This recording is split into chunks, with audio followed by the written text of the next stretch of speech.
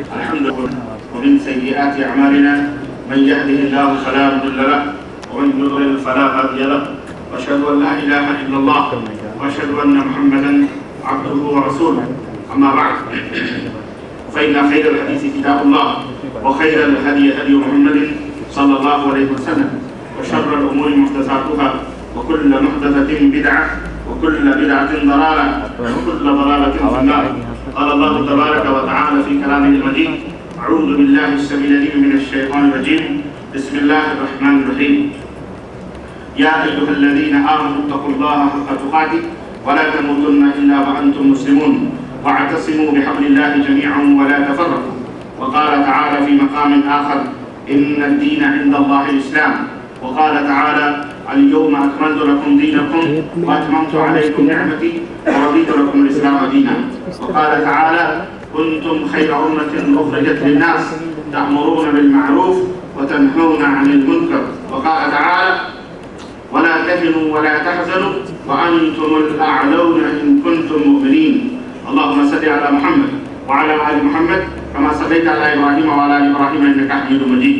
اللهم بارك على محمد وعلى آل محمد كما باركت على إبراهيم وعلى آل إبراهيم إنك حميد مجيد.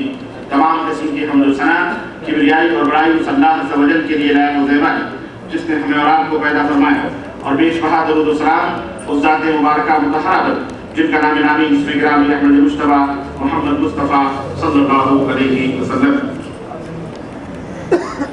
اٹھ کہ اب بزم جہاں کا اور ہی انداز ہے. اٹھ کہ اب بزم جہاں کا اور ہی انداز ہے. مغرب و مشرق میں تیرے دور کا آغاز ہے. مغرب و مشرق میں تیرے دور کا آغاز ہے. اور جہاں میں اہل ایمان یوں تو مثل خورشید جیتے ہیں. ادھر ڈوبے ادھر نکلے، ادھر ڈوبے ادھر نکلے. اور اسلام زمانے میں مٹنے کو نہیں آیا. اسلام زمانے میں مٹنے کو نہیں آیا. اسلام کا آوازہ دنیا کو سنا دیں گے. اور مٹ گئے، مٹتے ہیں، مٹ جائیں گے آدھا تیرے. نہ مٹا دے نہ مٹے گا کبھی چرچا تیرا. برادران اسلام، نوجوان دوستوں، بزرگوں اور بھائیوں، آج بتاریخ 28 محرم الحرام 1428 ہجری مطابق 16 فروری سن 2007 عیسوی کے اس پروگرام میں جو مکتب تربیت الجاریات خفجی کے زیر اہتمام آپ کا سالانہ چوتھا پروگرام منعقد ہو رہا ہے، اس میں جس موضوع پر مجھے خطاب کا حکم دیا گیا ہے وہ موضوع آپ حضرات کو معلوم ہو گیا ہوگا کہ وہ موضوع ہے کہ ہم مسلمان کیوں ہیں. انشاءاللہ تبارک و تعالی اس موضوع پر میں مختصر سے وقت میں جو مجھے ملا ہے آپ حضرات سے گفتگو کروں گا.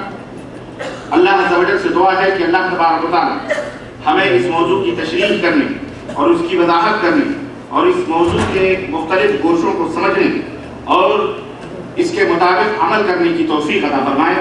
اور اللہ عز و جل کہنے اور سننے سے زیادہ ہم سب کو عمل کی توفیق عطا فرمائے. آمین یا رب العالمین. برادران اسلام، اس موضوع کے اختیار کرنے کا سبب کیا ہے؟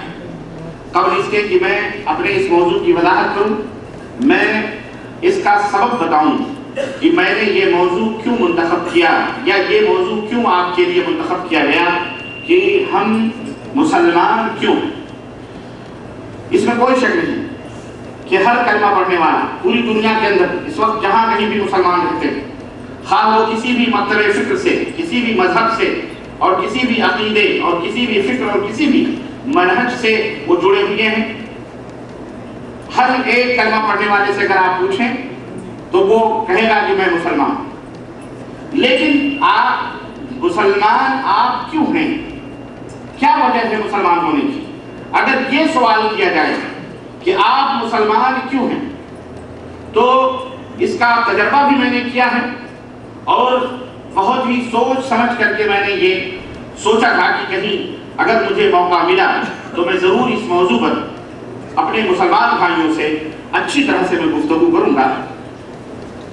تجربے نے ہمیں یہ بتایا کہ بہت سارے نمازی، بہت سارے حج کرنے والے بہت سارے آنکھیں پھاڑ کر حیرت زدہ ہو کر حیران و شستہ بن جاتے ہیں اور وہ اس بات کا جواب نہیں دے سکتے اور نہ ہی دیتے ہیں۔ آپ حضرات کثیر تعداد میں یہاں بیٹھے ہوئے ہیں، اگر میں یہ پوچھوں کہ آپ مسلمان کیوں ہیں، اللہ کی قسم میں بتا رہا ہوں کسی کا جواب کسی سے بہت کم ہی ملے گا۔ اکثر و بیشتر لوگ تو یہ کہیں گے ہم کو پتہ نہیں، اور جو جواب دیں گے وہ مختلف ایسے وجوہات اور ایسے کارن اور ایسے اسباب بتلائیں گے کہ آپ مسلمان ہم اس لیے ہیں۔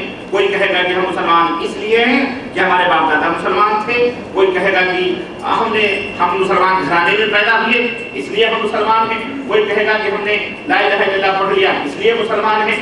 لیکن مسلمان آپ حقیقت میں اگر سوچا جائے کہ اگر اس وقت آپ سے اگر دنیا کے اندر سوال کیا جائے، یہود نصارہ آج دنیا کے اندر اگر آپ سے گریبان پکڑ کر کے آپ سے پوچھیں کہ آپ اپنے آپ کو مسلمان کہتے ہیں، آپ اپنے آپ کو مسلمان کہتے ہیں، ٹھیک ہے ایک عالم دین اس کا جواب دے سکتا ہے اس لیے کہ اس نے علم دین حاصل کیا ہے، اس کو قرآن و سنت کا پتہ ہے۔ لیکن آپ یہ بھی بتائیں کہ آپ میں کتنے علم دین موجود ہیں، کتنے عالم دین موجود ہیں؟ انگلیوں پہ گنے چنے لوگ موجود ہیں جو عالم دین ہیں۔ عالم دین انگلیوں پہ گنے چنے لوگ ہیں جو عالم دین ہیں، جن کو دین کا مکمل طور پر علم حاصل ہے۔ اکثریت ان لوگوں کی ہے جو بیچارے تھوڑا بہت علم رکھتے ہیں، تھوڑا بہت دین کی جانکاری رکھتے ہیں بس، اور بقیہ کاروبار، تجارت، صنعت اور حرفت اور پیشوں میں وہ بیچارے لگے ہوئے ہیں۔ ان کو فرصت ہی نہیں ہے، ان کو ٹائم ہی نہیں ہے کہ وہ دین کا علم حاصل کریں، اور اگر ان کو ٹائم ملتا بھی ہے تو شیطان نے کچھ ایسی چالیں چلی ہوئی ہیں اور ایسی ان کے دلوں کے اندر گھر کیے ہوئے ہیں کہ وہ بیچارے مسجد کے قریب بھی بیٹھنے کی کوشش نہیں کرتے۔ ہم نے دیکھا کہ جب ہم یہاں آئے تو کس طرح سے روڈوں پر بلکہ دوار پر، چوراہے پر بھی پوری چٹائیاں اور مسلے بچھا کر کے مسلمان موجود تھے، اور اکثر بیشتر سب اپنے انڈیا کے، پاکستان کے، بنگلہ دیش کے، افغانستان کے، مشرقی ایشیا کے، جنوب ایشیا کے ہمارے سارے برادران تھے۔ لیکن اعلان بھی ہو رہا ہے، پوسٹر بھی چھاپا گیا، سب کچھ، لیکن آپ دیکھیے کہ میں پیچھے ہی تھا، سب سے میں دیکھ رہا تھا کہ کس طرح سے اعلان سننے کے باوجود بھی ہمارے لوگ کس طرح سے جوتے جھٹکاتے ہوئے اپنے گھروں کی طرف، اپنے حجروں کی طرف، اپنے کمروں کی طرف بھاگے چلے جا رہے ہیں۔ ایسا لگتا ہے کہ جیسے بہت ہی کوئی قیمتی چیز وہاں چھپا کے رکھی ہے جو کوئی اٹھا لے جائے گا یا لوٹ لے جائے گا۔ جبکہ اعلان ہو رہا ہے کہ آج علماء کرام آئے ہیں، طلباء آئے ہیں، آج آپ سے دینی گفتگو ہوگی، سب کچھ ہوگی، لیکن نہیں۔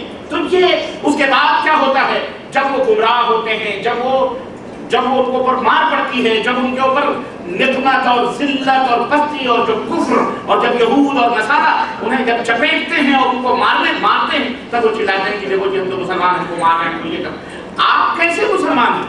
آپ کیسے مسلمان ہیں؟ اللہ نے قرآن کریم میں فرمایا وَلِلَّهِ الْعِزَّةُ وَلِرَسُولِهِ وَلِلْمُؤْمِنِينَ، عزت تو رسول کے لیے، اللہ کے لیے ہے، عزت تو رسول کے لیے ہے اور عزت مومنوں کے لیے ہے۔ پھر مومن ذلیل کیوں ہے؟ مومن رسوا کیوں ہے؟ مومن اس طرح سے دنیا کے اندر گری ہوئی نظروں سے کیوں دیکھا جاتا ہے؟ آخر رب کی رحمتیں کیوں روڑ گئی مومنین سے؟ کیوں مسلمان اس دنیا کے اندر تھرڈ کوالٹی مانے جاتے ہیں اور ان کی نہ کوئی عزت ہے نہ کوئی آبرو ہے؟ کیوں جسے دیکھیے وہی ان کے بال بچوں اور ان کی بہو بیٹیوں کے خونوں سے زمین کو لالازار بنا رہا ہے؟ کیوں افغانستان کے اندر خون کی ہولیاں کھیلی جا رہی ہیں؟ کیوں عراق کے اندر سرزمین عراق کو خاک و خون میں وہاں کے نوجوانوں کو، وہاں کی عورتوں کو، بوڑھیوں کو، بچوں کو، جوانوں کو کیوں ان کے اندر ان کی گردنیں خاک و خون میں تڑپ رہی ہیں؟ کیوں فلسطین کے اندر یہ خون اور خاک ہولی کھیلی جاتی ہے؟ کیوں دنیا مسلمانوں کے پیچھے پڑی ہے؟ مسلمان کو اس کا پتہ ہی نہیں ہے، مسلمان کو اس کا علم نہیں ہے۔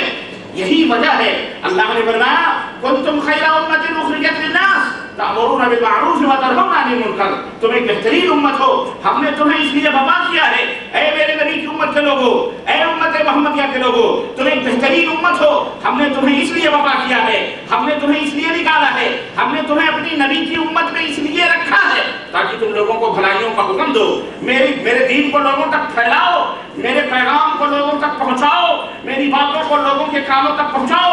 اس کی پاداش میں تمہارے چہروں پر تھپڑ پڑیں گے، اس کی پاداش میں تمہاری پشتیں سرخ کر دی جائیں گی، اس کی پاداش میں تمہارے گھروں کو جلا دیا جائے، اس کی پاداش میں تمہیں گھسیٹا جائے، اس کی پاداش میں اور اس کے صلے میں تمہیں अज़ियतें दी जाएं और तुम्हारे घरों को लूटा जाए, तुम्हें बेघर किया जाए, तुम्हें हिजरत करने में मजबूर कर दिया जाए, याद रखो ला तहज़न इन्नल्लाह मअना, गम न करना, अल्लाह तुम्हारे साथ होगा, अल्लाह तुम्हारे साथ होगा। और जिसका हामी और जिसका नासिर और जिसका मददगार अल्लाह अज़्ज़ा व जल हो, उसे कोई दुनिया से मिटा सकता नहीं, मिटा सकता। मेरे अजीजों, मेरे दोस्तों, लेकिन आज हम एक बेहतरीन उम्मत का तमगा अपने सीनों पर, अपनी पेशानियों पर लगाए रखे, लेकिन आज जलील तरीन उम्मत बने हुए हैं। यहूद और नसारा भी इतने जलील न थे जितने आज हम अपने नबी की उम्मत का दावा करते हुए, नबी की उम्मत में होने का दावा करते हुए जलील और रुस्वा हैं। यही खिंजीर के खाने वाले, यही जो करत और खनाजीर जिन्हें अल्लाह अज़्ज़ा व जल ने कुत्ते, सूअर और जो है बंदर बना दिया था, आज यही हमारे सरों पर मुसल्लत हैं।